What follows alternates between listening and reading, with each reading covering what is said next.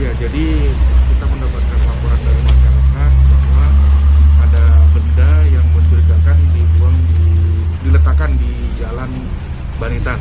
Ya, Banitan itu di arah Bamang, Kabupaten Kota Waringin.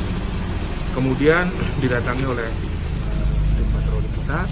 Di sana ditemukan ada kurang lebih 10 karung, tadi kami hitung 10 karung. Ya, dan juga barang itu bergerak-gerak. Ketika dibuka isinya ternyata ular. Beton. Jumlahnya berapa belum kita lihat. Setelah itu diamankan ke Polres, kemudian kita akan koordinasikan dengan BKSD.